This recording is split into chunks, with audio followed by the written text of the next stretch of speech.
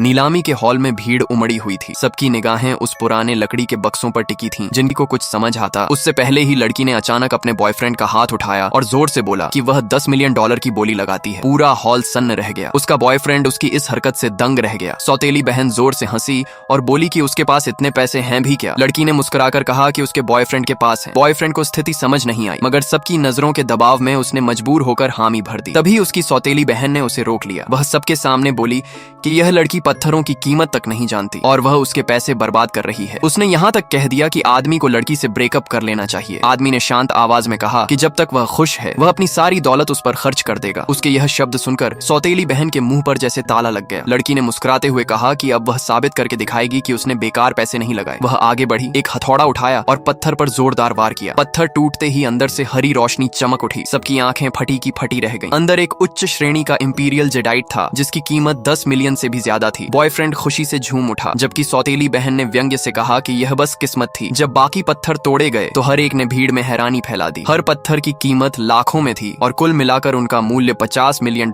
से ऊपर पहुंच गया। अब सौतेली बहन के चेहरे पर ईर्ष्या साफ झलक रही थी। लड़की का बॉयफ्रेंड पाने की चाह में उसने एक चाल चली। उसने आदमी को बिजनेस मीटिंग के बहाने कैफे बुलाया। आदमी ने सोचा कि लड़की सो रही होगी, इसलिए कुछ नहीं बताया, लेकिन लड़की ने सब सुन लिया और चुपके से उनका पीछा किया। कैफे में पहुंचकर उसने देखा कि उसकी सौतेली बहन उसके बॉयफ्रेंड के बहुत करीब बैठी थी। वह हंसते हुए कह रही थी कि उसे छोड़ दो।